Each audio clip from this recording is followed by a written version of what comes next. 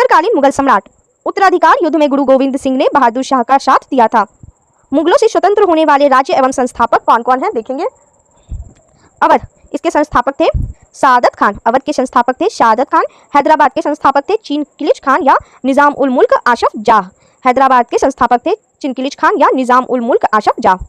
रुहेलखंड के संस्थापक थे वीर दाऊद एवं अली मोहम्मद खान। रुहेलखंड के संस्थापक थे वीर दाऊद एवं अली मोहम्मद खान। बंगाल के संस्थापक थे मुर्शिद कुली खान। बंगाल के संस्थापक थे मुर्शिद कुली खान। कर्नाटक के संस्थापक थे सादुतुल्ला खान। कर्नाटक के संस्थापक थे सादुतुल्ला खान। भरतपुर के संस्थापक थे चूड़ामन एवं बदन सिंह। भरतपुर के संस्थापक थे चूड़ामन एवं बदन सिंह। नोट, मुगल सम्राट मोहम्मद शाह ने शहादत खान को बुरहान उल मुल्क की उपाधि दी। शहादत खान का असली नाम मीर मोहम्मद अमीन था। एक बार फिर से सुनेंगे। मुगल सम्राट मोहम्मद शाह ने शहादत खान को बुरहान उल मुल्क की उपाधि दी। शहादत खान का असली नाम मीर मोहम्मद अमीन था। बहादुर शाह का पूर्व नाम मुअज्जम था। बहादुर शाह को शाह बेखबर के उपनाम से पुकारा जाता था। जहांदार शाह अपने शासन में लाल कुमारी नाम की वेश्या को हस्तक्षेप करने का आदेश दे रखा था। मुगलकालीन इतिहास में सैयद बंधु हुसैन अली खान एवं अब्दुल्ला खान को शासक निर्माता के रूप में जाना जाता था। जहांदार शाह को लंपट मूर्ख भी कहा जाता था। फर्रुखशियार को मुगल वंश का घृणित कायर कहा गया है। सुंदर युवतियों से के प्रति अत्यधिक रुझान के कारण मोहम्मद शाह को रंगीला बादशाह कहा जाता था। एक संगीतकार के रूप में मोहम्मद शाह ने अनेक ख्यालों की रचना की। तुरानी सैनिक हैदर बेग ने 9 अक्टूबर 1720 ईस्वी को सैयद बंधु हुसैन अली खान की हत्या कर दी।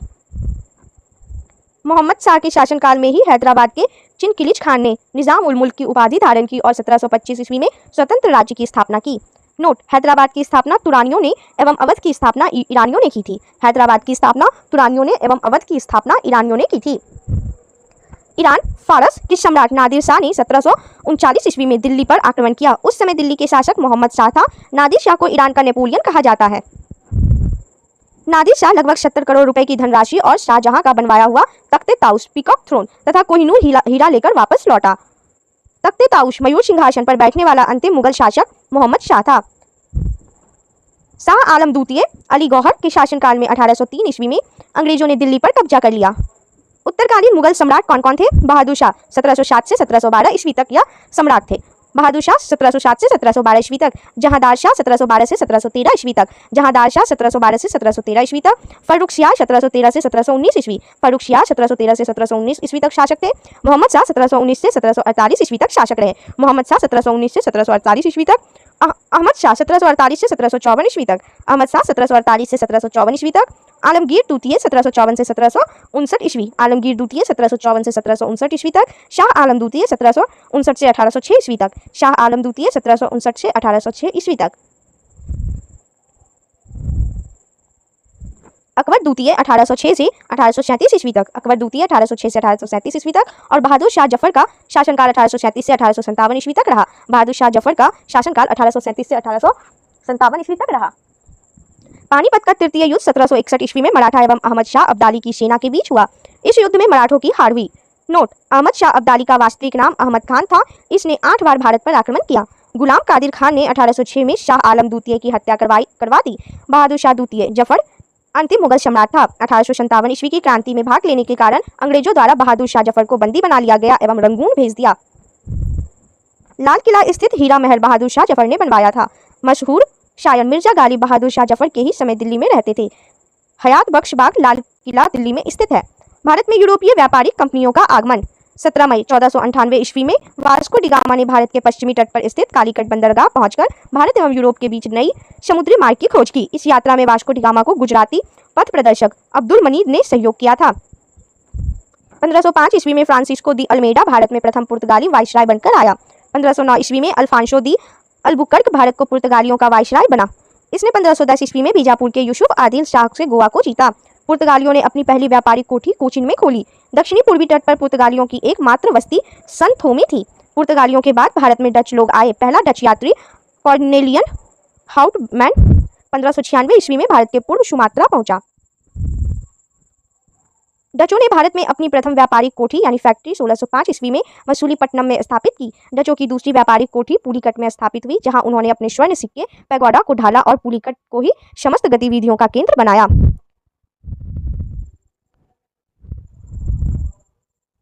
डचों ने भारत में प्रथम बार औद्योगिक वेतनभोगी रखे। डचों का भारत में अंतिम रूप से पतन 1759 ईस्वी को अंग्रेजों एवं डचों के मध्य हुए बेदरा युद्ध से हुआ।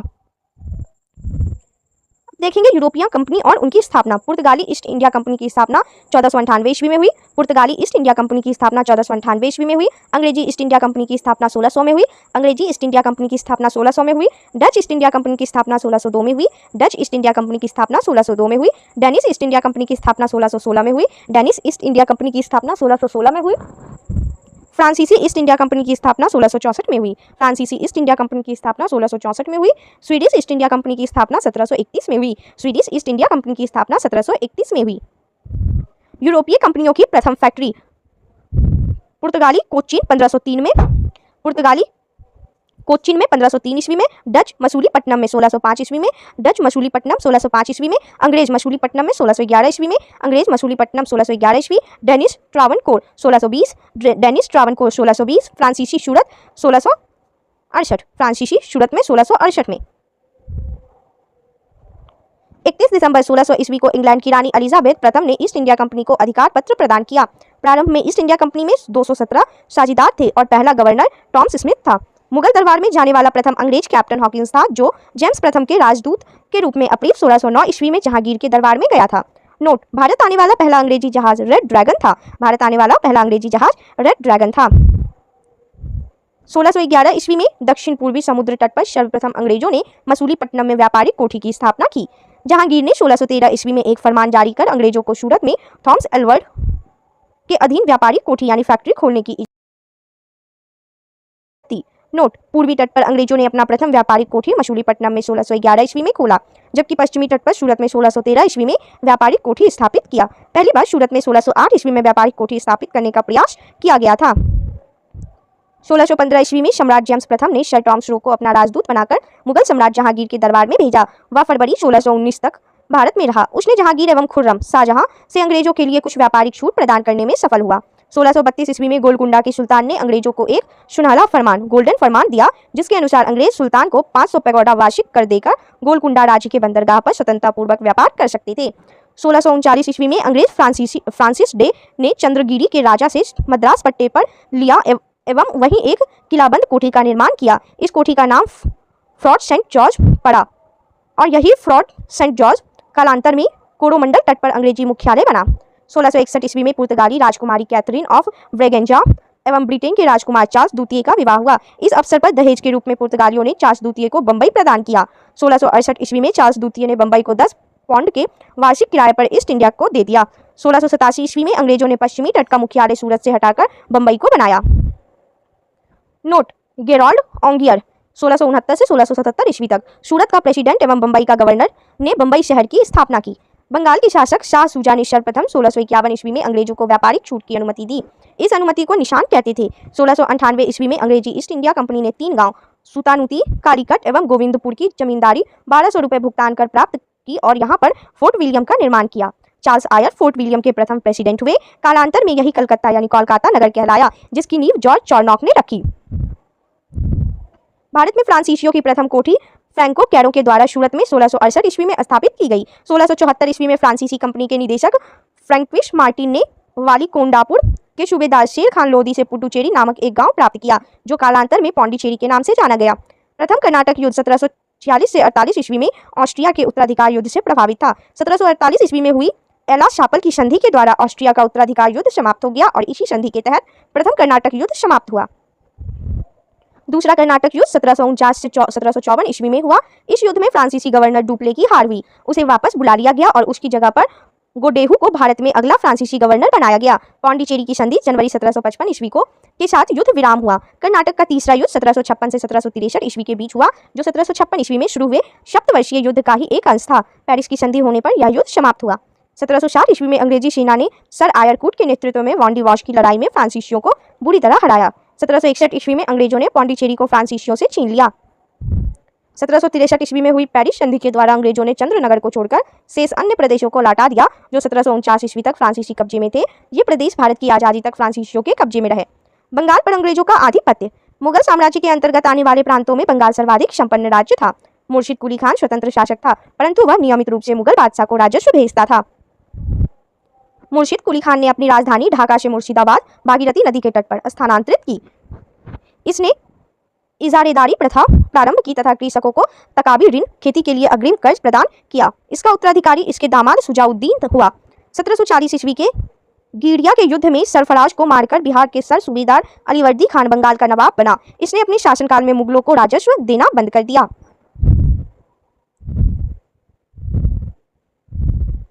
इसके शासनकाल में बंगाल इतना समृद्धिशील बन गया कि बंगाल को भारत का स्वर्ग कहा जाने लगा। इसका उत्तराधिकारी इसका दामाद सिराजुद्दौला हुआ। बंगाल के नवाब देखेंगे कौन कौन थे। मुर्शिद कुली खान 1713 से 1727 तक या शासक रहे। मुर्शिद कुली खान 1713 से 1727 तक, सिजाउद्दीन 1727 से 1739 तक, सिजाउद्दीन 1727 से 1739 तक, सरफराज खान 1739 से 1740 तक, सरफराज खान 1739 से 1740 तक, अलीवर्दी खान 1740 से 1756 ईस्वी तक, अलीवर्दी खान 1740 से 1756 ईस्वी तक शासक रहे। सिराजुद्दौला 1756 से 1757 ईस्वी तक बंगाल के नवाब रहे। सिराजुद्दौला 1756 से 1757 तक, मीर जाफर 1757 से 1760 तक, मीर जाफर 1757 से 1760 तक, मीर कासिम 1760 से 1763 तक, मीर कासिम 1760 से 1763 तक, मीर जाफर 1763 से 1765 तक, मीर जाफर 1763 से 1765 तक बंगाल के नवाब रहे। निजाम उद्दौला 1765 से 1766 तक बंगाल के नवाब रहे। निजाम उद्दौला 1765 से 1766 तक बंगाल के नवाब रहे। शैफ उद्दौला 1766 से 1770 तक, शैफ उद्दौला 1766 से 1770 तक, मुबारक उद्दौला 1770 से 1775 तक, मुबारक उद्दौला 1770 से 1775 तक बंगाल के नवाब रहे। 20 जून 1756 ईस्वी को काल कोठरी के त्रासदी ब्लैक होल ट्रेजेडी नामक घटना घटी। इस घटना के रचयिता जेड हॉलवेल के अनुसार नवाब सिराजुद्दौला ने 20 जून की रात में 146 अंग्रेज व्यक्तियों को एक छोटी सी कोठरी में बंद कर दिया था। अगले दिन सुबह 146 में से केवल 23 व्यक्ति जिंदा बचे थे। पलाशी का युद्ध 23 जून 1757 ईस्वी को अंग्रेजों के सेनापति रॉबर्ट क्लाइव एवं बंगाल के नवाब सिराजुद्दौला के बीच हुआ, जिसमें नवाब अपने सेनापति मीर जाफर की धोखाधड़ी करने के कारण पराजित हुआ। अंग्रेजों ने मीर जाफर को बंगाल का नवाब बनाया। नोट: पलाशी की लड़ाई में मोहनलाल एवं मीर मदान के नेतृत्व में एक छोटी सेना नवाब के वफादार रही। मीर मदान लड़ते हुए मारा गया। पलाशी भागीरथी नदी के किनारे है। पलाशी की लड़ाई में मोहनलाल एवं मीर मदान के नेतृत्व में एक छोटी सेना नवाब के वफादार रही। मीर मदान लड़ते हुए मारा गया। पलाशी भागीरथी नदी के किनारे है। क्लाइव के हाथों की कठपुतली नवाब मीर जाफर को अंग्रेजों ने 1760 ईस्वी में हटाकर उसके दामाद मीर कासिम को बंगाल का नवाब बनाया। मीर कासिम ने अपनी राजधानी को मुर्शिदाबाद से मुंगेर मुगदलपुर स्थानांतरित किया। नोट: बंगाल की राजधानी का क्रम है ढाका, मुर्शिदाबाद एवं मुंगेर। बंगाल की राजधानी का क्रम है ढाका, मुर्शिदाबाद एवं मुंगेर। बक्सर का युद्ध 1764 ईस्वी में अंग्रेजों एवं मीर कासिम अवध के नवाब शुजाउद्दौला एवं मुगल सम्राट शाह आलम द्वितीय के बीच हुआ। इस युद्ध में भी अंग्रेज विजयी हुए। इस युद्ध में अंग्रेज सेनापति हेक्टर मुनरो थे। अंग्रेजों के मैसूर से संबंध: 1761 ईस्वी में हैदर अली मैसूर का शासक बना। हैदर अली की मृत्यु 1782 ईस्वी में द्वितीय आंग्ल मैसूर युद्ध के दौरान हो गई। हैदर अली का उत्तराधिकारी उसका पुत्र टीपू सुल्तान हुआ। 1787 ईस्वी में टीपू ने अपनी राजधानी श्रीरंगपट्टनम में बादशाह की उपाधि धारण की। इसने अपनी राजधानी श्रीरंगपट्टनम में स्वतंत्रता का वृक्ष लगवाया और साथ ही जैकोबिन क्लब का सदस्य बना। प्रमुख युद्ध किस वर्ष में हुआ और उस वक्त गवर्नर जनरल कौन थे? प्रथम आंग्ल मैसूर युद्ध 1767 से 69 ईस्वी तक हुआ। प्रथम आंग्ल मैसूर युद्ध 1767 से 69 तक हुआ। द्वितीय आंग्ल मैसूर युद्ध 1780 से 84 गवर्नर जनरल थे वॉरेन हेस्टिंग्स। द्वितीय आंग्ल मैसूर युद्ध 1780 से 84 तक हुआ। उस वक्त गवर्नर जनरल थे वॉरेन हेस्टिंग्स। तृतीय आंग्ल मैसूर युद्ध 1790 से 92 में हुआ। गवर्नर जनरल थे कॉर्नवालिस। तृतीय आंग्ल मैसूर युद्ध 1790 से 92 में हुआ। गवर्नर थे कॉर्नवालिस। चतुर्थ आंग्ल मैसूर युद्ध 1799 में हुआ। उस वक्त गवर्नर जनरल थे लॉर्ड वेलेस्ली। चतुर्थ आंग्ल मैसूर युद्ध 1799 में हुआ। गवर्नर जनरल थे लॉर्ड वेलेस्ली। इस युद्ध में मराठा हैदराबाद के निजाम एवं अंग्रेजों की संयुक्त सेना मैसूर के खिलाफ लड़ रही थी। टीपू की मृत्यु श्रीरंगपट्टनम की आखिरी युद्ध यानी चतुर्थ आंग्ल मैसूर युद्ध के दौरान 1799 ईस्वी में हो गई। टीपू सुल्तान को शेर ए मैसूर कहा जाता था। टीपू सुल्तान के राजसी झंडे पर शेर की तस्वीर होती थी। नोट: 1760 ईस्वी में वॉन्डिवॉश का युद्ध हुआ, जिसमें अंग्रेजों ने सर आयरकूट के नेतृत्व में लाली के नेतृत्व वाली फ्रांसीसी सेना को पराजित किया। महत्वपूर्ण संधियां कौन कौन सी थी देखेंगे। प्रथम आंग्ल मैसूर युद्ध मद्रास की संधि हुई 1769 में। प्रथम आंग्ल मैसूर युद्ध के दौरान मद्रास की संधि हुई 1769 में। द्वितीय आंग्ल मैसूर युद्ध के बाद मंगलौर की संधि हुई 1784 में। द्वितीय आंग्ल मैसूर युद्ध मंगलौर की संधि से समाप्त हुई 1784 में। तृतीय आंग्ल मैसूर युद्ध श्रीरंगपट्टनम की संधि हुई 1792 में। तृतीय आंग्ल मैसूर युद्ध श्रीरंगपट्टनम की संधि हुई 1792 में। सिख एवं अंग्रेज। अब हम लोग सिख और अंग्रेज के बारे में पढ़ेंगे। सिख संप्रदाय की स्थापना का श्रेय गुरु नानक प्रथम गुरु को है। गुरु नानक के अनुयायी ही सिख कहलाए। ये बादशाह बाबर एवं हुमायूं की समकालीन थे। 1496 ईस्वी की कार्तिक पूर्णिमा को नानक को आध्यात्मिक पुनर्जीवन का आभास हुआ। गुरु नानक ने गुरु का लंगर नामक निःशुल्क सहयोगी भोजनालय स्थापित किए। गुरु नानक ने अनेक स्थानों पर संगत यानी धर्मशाला और पंगत यानी लंगर स्थापित किए। संगत और पंगत ने गुरु नानक के अनुयायियों के लिए एक संस्था का कार्य किया जहां वे प्रतिदिन मिलते थे। गुरु नानक की 1538 ईस्वी में करतारपुर में मृत्यु हो गई। गुरु अंगद 1539 से 52 ईस्वी तक गुरु रहे, सिखों के दूसरे गुरु थे। इनका प्रारंभिक नाम लहना था। इन्होंने नानक द्वारा शुरू की गई लंगर व्यवस्था को अस्थायी बना दिया। गुरुमुखी लिपि का आरंभ गुरु अंगद ने किया। सिखों के तीसरे गुरु अमरदास 1552 से 1574 तक यह गुरु रहे थे। गुरु अमरदास ने हिंदुओं से पृथक होने वाले कई कार्य किए। हिंदुओं से अलग विवाह पद्धति लवन को प्रचलित किया। अकबर ने गुरु अमरदास से गोविंदवाल जाकर भेंट की और गुरु पुत्री बीबी भानी को कई गांव दान में दिए। अमरदास ने 22 गद्दियों की स्थापना की और प्रत्येक पर एक महंत की नियुक्ति की। बीबी के पति रामदास 1574 से 81 ईस्वी तक सिखों के चौथे गुरु हुए। अकबर ने बीबी भानी को 500 बीघा भूमि दी। गुरु रामदास ने इसी भूमि पर अमृतसर नामक जलाशय खुदवाया और अमृतसर नगर की स्थापना की। गुरु रामदास ने अपने तीसरे पुत्र अर्जुन को गुरु का पद सौंपा। इस प्रकार इन्होंने गुरु पद का पैतृक बनाया। गुरु अर्जुन 1581 से 1606 तक सिख रहे। ये सिखों के 5वें गुरु हुए। इन्होंने सिखों के धार्मिक ग्रंथ आदि ग्रंथ की रचना की। इसमें गुरु नानक के प्रेरणाप्रद प्रार्थनाएं और गीत संकलित है। नोट: गुरु ग्रंथ साहिब यानी आदि ग्रंथ में सिख गुरुओं के साथ साथ कबीर, नामदेव और रैदास की रचनाओं को भी सम्मिलित किया गया है।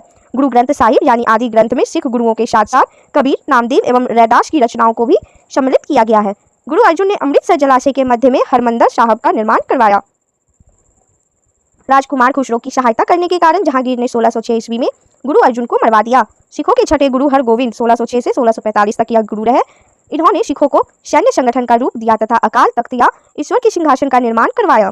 ये 2 तलवार बांधकर गद्दी पर बैठते थे एवं दरबार में नगाड़ा बजाने की व्यवस्था की। इन्होंने अमृतसर की किलेबंदी की। सिखों के 7वें गुरु हरराय जो 1645 से 1661 तक सिख गुरु रहे। इन्होंने दारा सिखों को मिलने आने पर आशीर्वाद दिया। सिखों के 8वें गुरु गुरु हरकिशन 1661 से 1664 तक यह गुरु रहे। इनकी मृत्यु चेचक से हो गई। इन्हें दिल्ली जाकर गुरुपद के बारे में औरंगजेब को समझाना पड़ा था। सिखों के 9वें गुरु तेग बहादुर हुए जो 1664 से 1675 तक सिख गुरु रहे। इस्लाम स्वीकार नहीं करने के कारण औरंगजेब ने इन्हें वर्तमान शीशगंज में गुरुद्वारा के निकट मरवा दिया। सिखों के 10वें एवं अंतिम गुरु गुरु गोविंद सिंह हुए। यह 1675 से 1708 तक सिख गुरु रहे। इनका जन्म 1666 ईस्वी में पटना में हुआ था। गुरु गोविंद सिंह अपने को सच्चा पातशाह कहा। इन्होंने सिखों के लिए 5 ककार अनिवार्य किया, अर्थात प्रत्येक सिख को केस, कंघा, कृपान, कच्छा और कड़ा रखने की अनुमति दी और सभी लोगों को अपने नाम के अंत में सिंह शब्द जोड़ने के लिए कहा। गुरु गोविंद सिंह का निवास स्थान आनंदपुर साहिब था एवं कार्यस्थली पाओता थी। गुरु गोविंद सिंह ने फारसी में जफरनामा लिखे थे। इनके 2 पुत्र फतेह सिंह एवं जोरावर सिंह को सरहिंद के मुगल फौजदार वजीर खान ने दीवार में चिनवा दिया। 1699 ईस्वी में वैसाखी के दिन गुरु गोविंद सिंह ने खालसा पंथ की स्थापना की। पाहुल प्रणाली की शुरुआत भी गुरु गोविंद सिंह ने की। गुरु गोविंद सिंह ने सिखों के धार्मिक ग्रंथ आदि ग्रंथ को वर्तमान रूप दिया और कहा कि अब गुरुवाणी सिख संप्रदाय के गुरु का कार्य करेगी। गुरु गोविंद सिंह की हत्या 1708 ईस्वी में नांदेड़ नामक स्थान पर गुल खान नामक पठान ने कर दी। बंदा बहादुर, इसका जन्म 1670 ईस्वी में पूंछ जिले के रजौली गांव में हुआ था। इसके बचपन का नाम लक्ष्मण दास था। इनके पिता रामदेव भारद्वाज राजपूत थे। बंदा का उद्देश्य पंजाब में एक सिख राज्य स्थापित करने का था। इसके लिए इन्होंने लोहगढ़ को राजधानी बनाया। इन्होंने गुरु नानक एवं गुरु गोविंद सिंह नाम के सिक्के चलवाए। बंदा के सरहिंद के मुगल फौजदार वजीर खान की हत्या कर दी। मुगल बादशाह फर्रुख सियार के आदेश पर 1716 ईस्वी में बंदा सिंह को गुरुदासपुर नांगल नामक स्थान पर पकड़कर मौत के घाट उतार दिया गया। शहादरा कत्लगढ़ी के नाम से विख्यात है, जहां बंदा ने हजारों मुगल सैनिकों को मौत के घाट उतार दिया था। बंदा की मृत्यु के बाद सिख कई छोटे छोटे टुकड़े में बट गए थे। 1748 ईस्वी में नवाब कर्पूर सिंह की पहल पर सभी सिख टुकड़ियों का दल खालसा में विलय हुआ। दल खालसा को जस्सा सिंह आहलूवालिया के नेतृत्व में रखा गया, जिसे बाद में 12 दलों में विभाजित किया गया। इसे मिशल कहा गया। मिशल अरबी भाषा का शब्द है जिसका अर्थ समान होता है। रंजीत सिंह का जन्म गुजरांवाला में 2 नवंबर 1780 ईस्वी को शुकर चकिया मिशल के मुखिया महा सिंह के यहाँ हुआ था। इनके दादा चरत सिंह ने 12 मिशलों में शुकर चकिया मिशल को प्रमुख स्थान दिला दिया। 1798 से 99 में रंजीत सिंह लाहौर का शासक बना। 25 अप्रैल 1809 ईस्वी को चार्ल्स मिटकॉफ और महाराजा रंजीत सिंह के बीच अमृतसर की संधि हुई। रंजीत सिंह का राज्य 4 सूबों में बटा था: पेशावर, कश्मीर, मुल्तान एवं लाहौर। महाराजा रंजीत सिंह का विदेश मंत्री फकीर अजीजुद्दीन एवं वित्त मंत्री दीनानाथ था। 7 जून 1839 ईस्वी में रंजीत सिंह की मृत्यु हो गई। प्रथम आंग्ल सिख युद्ध 1845 से 46 ईस्वी में एवं द्वितीय आंग्ल सिख युद्ध 1849 ईस्वी में हुआ। अंग्रेजों एवं सिखों के मध्य हुई संधि कौन कौन सी है? लाहौर की संधि 9 मार्च 1846 में हुआ। भैरोवाल की संधि 22 दिसंबर 1846 में हुआ।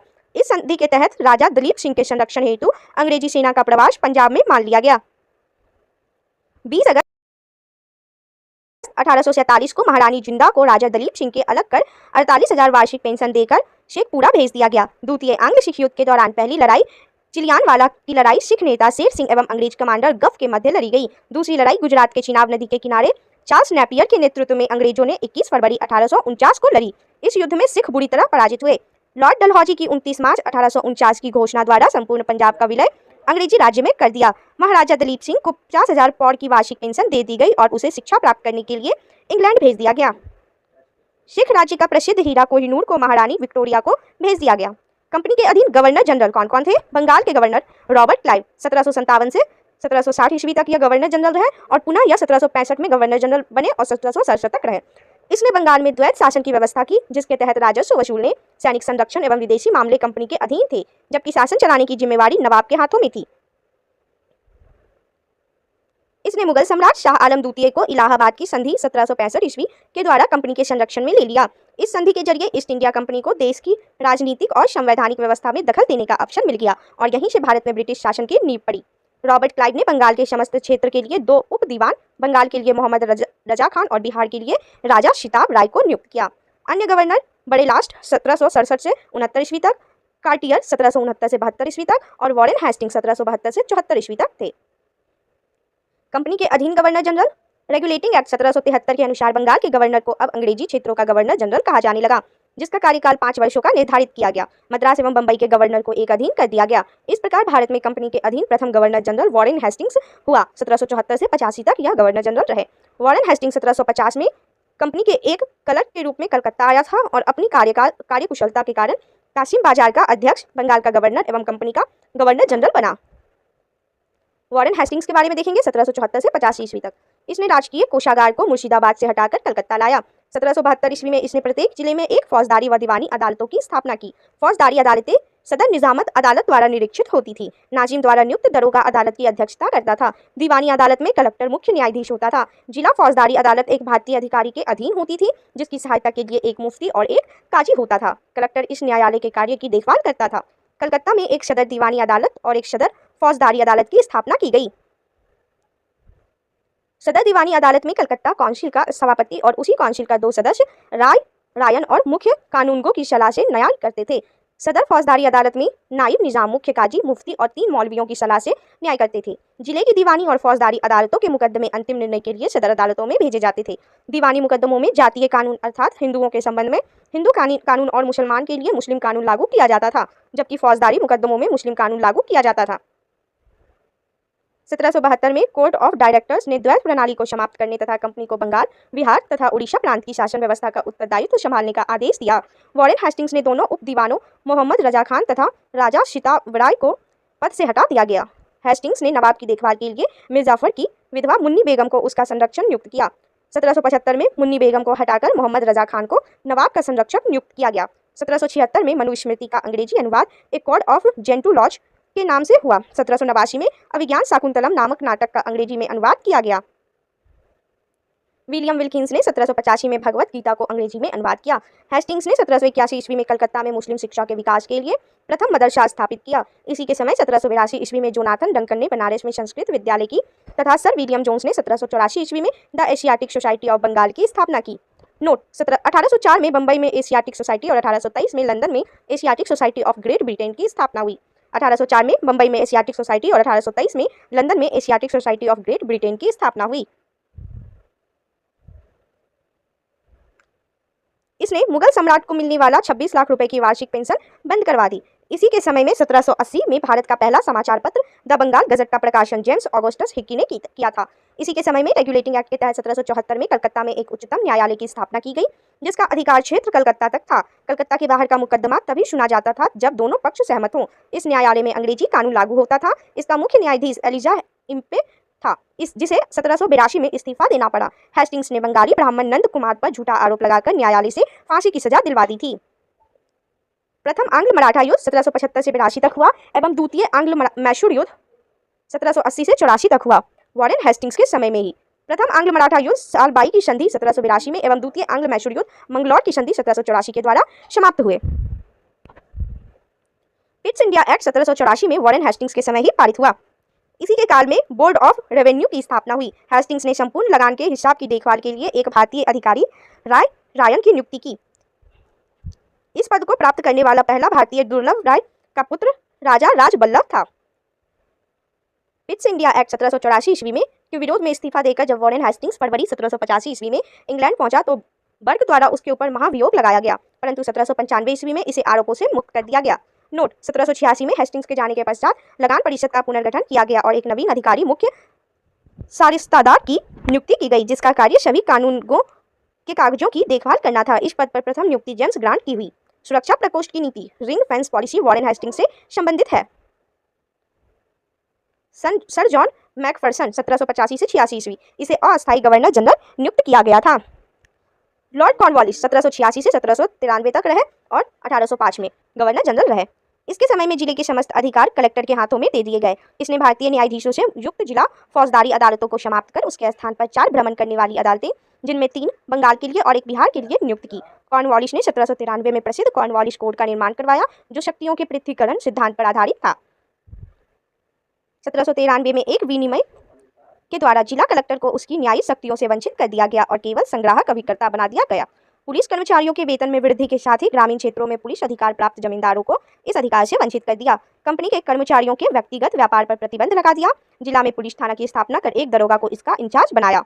भारतीयों के लिए सेना में सूबेदार, जमादार, प्रशासनिक सेवा में मुंसिफ, सदर, अमीन या डिप्टी कलेक्टर से ऊंचा पद नहीं दिया जाता था। इसने 1793 ईस्वी में अस्थायी बंदोबस्त की पद्धति लागू की, जिसके तहत जमींदारों को अब भू राजस्व का लगभग 90% यानी 10/11 भाग कंपनी को तथा लगभग 10% 1/11 भाग अपने पास रखना था। अस्थायी बंदोबस्त की योजना जॉन सोर ने बनाई थी। इसे बंगाल, बिहार, उड़ीसा, बनारस एवं मद्रास के उत्तरी जिलों में लागू की गई थी। इसमें जमींदार भू राजस्व की दर तय करने के लिए स्वतंत्र थे। भू राजस्व वसूलने के अन्य 2 व्यवस्थाएं रैयतवाड़ी एवं महालवाड़ी थी। अब रैयतवाड़ी व्यवस्था के बारे में पढ़ेंगे। रैयतवाड़ी व्यवस्था किसानों के साथ व्यक्तिगत रूप से किए गए लगान समझौते को रैयतवाड़ी कहा गया है। इस व्यवस्था के अंतर्गत ब्रिटिश भारत की 51% भूमि आई। 1792 ईस्वी में रैयतवाड़ी व्यवस्था बाड़ामहल जिले में पहली बार कर्नल रीड द्वारा लागू की गई। 1820 ईस्वी में यह व्यवस्था मद्रास में लागू कर दी गई और इसे सुचारू रूप से चलाने के लिए मुनरो को मद्रास का गवर्नर नियुक्त किया गया। 1825 में यह व्यवस्था बंबई में लागू कर दी गई तथा 1858 तक यह व्यवस्था संपूर्ण दक्कन और अन्य क्षेत्रों में लागू कर दी गई। इस व्यवस्था की मुख्य विशेषताएं निम्न है। चलिए इनके विशेषताओं को देखेंगे। सरकार और किसान के बीच कोई बिचौलिया वर्ग नहीं था। भूमि का स्वामित्व किसानों को दिया गया, जिससे वे भूमि का विक्रय कर सकते थे एवं गिरवी रख सकते थे। लगान की अदायगी न होने पर भूमि जब्त की जा सकती थी। लगान अदायगी की प्रत्येक 30 वर्ष बाद पुनः समीक्षा करने की व्यवस्था की गई थी। राजस्व के रूप में किसानों को उपज का 1/2 भाग देना था, जो धन के रूप में देना होता था। यह सभी इस व्यवस्था की विशेषताएं थी। अब देखेंगे महालवाड़ी व्यवस्था। महल शब्द से तात्पर्य है जागीर अथवा गांव। इस पद्धति में सरकार ने राजस्व के लिए कृषकों से सीधा संपर्क नहीं किया, बल्कि गांव या जागीरों की मुखिया या लंबरदार को राजस्व वसूली का आधार बनाया। 1822 ईस्वी में यह व्यवस्था प्रारंभ की गई। यह व्यवस्था गंगा की घाटी, आधुनिक पश्चिमी उत्तर प्रदेश, मध्य भारत के कुछ भाग तथा तत्कालीन संपूर्ण पंजाब में लागू की गई। इस व्यवस्था में पहली बार लगान तय करने के लिए मानचित्रों तथा पंजियों का प्रयोग किया गया। इस व्यवस्था का जन्मदाता हॉल्ट मैकेंजी हुए। 1833 ईस्वी में मार्टिन बर्ड तथा जेम्स टॉमसन के बंदोबस्त में यह अपने सबसे अच्छे रूप में सामने आई। प्रारंभ में इस व्यवस्था में लगान उत्पादन का 2/3 भाग था। बाद में इसे घटाकर उत्पादन का 1/2 भाग यानी 50% कर दिया गया। भू राजस्व संग्रह करने की विधियां देखेंगे। जमींदारी, रैयतवाड़ी और महालवाड़ी में क्षेत्रफल जमींदारी में 19%, रैयतवाड़ी में 51% और महालवाड़ी में 30%। पक्ष जमींदार, रैयतवाड़ी में किसान और महालवाड़ी में मुखिया या लंबरदार। योजनाकार लॉर्ड कॉर्नवालिस व John Shore Read, Thomas Holt Mackenzie, Munro. Cornwallis को भारत में नागरिक सेवा का जनक माना जाता है।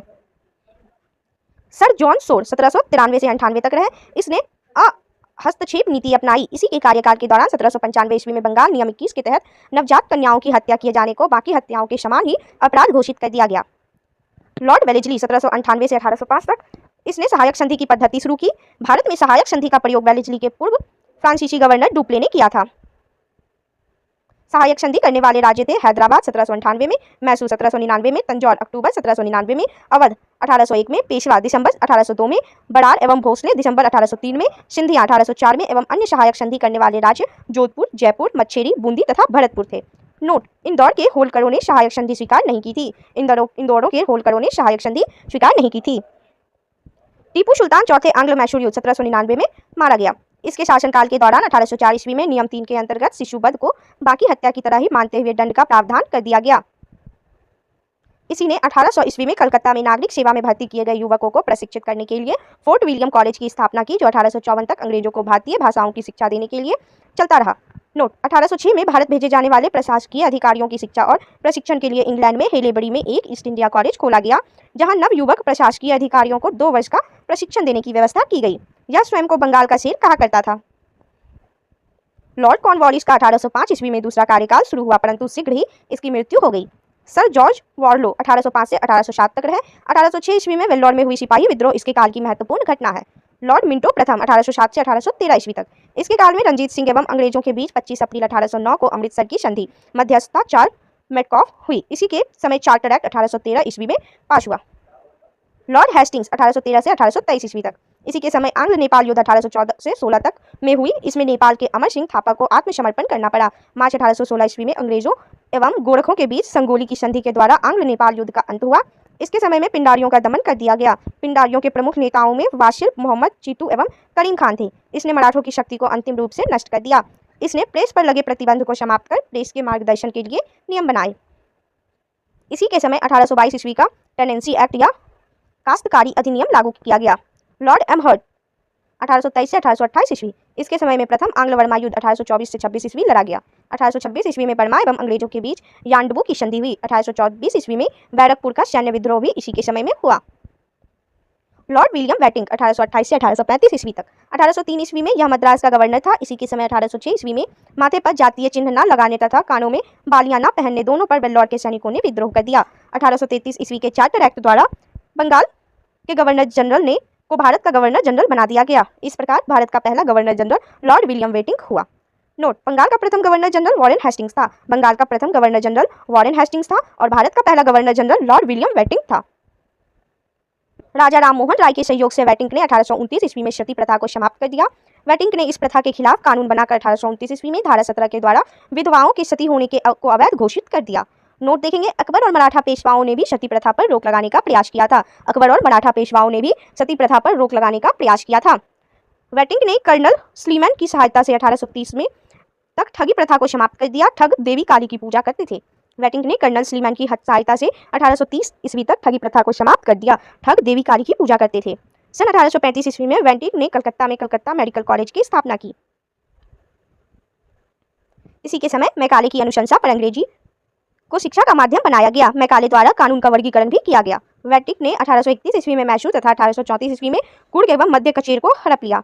इसने भारतीयों को उत्तरदायी पदों पर नियुक्त किया। इसके समय में भारतीयों को प्रदान किया गया उच्चतम पद सदर अमीन का था, जिसे 700 रुपये प्रति माह तनख्वाह मिलती थी। इसके समय कंपनी के 1833 के चार्टर एक्ट द्वारा यह निश्चित किया गया कि धर्म, जाति, रंग अथवा जन्म के आधार पर किसी व्यक्ति को कंपनी की सेवा में प्रवेश करने से नहीं रोका जाएगा। इसने शिशु बालिका की हत्या पर भी प्रतिबंध लगा दिया। चार्ल्स मेटकॉफ 1835 से 1836 तक। इसने अपने 1 वर्ष के कार्यकाल में प्रेस पर से नियंत्रण हटाया, इसलिए इसे भारत प्रेस का मुक्तिदाता कहा जाता है। Lord Auckland 1836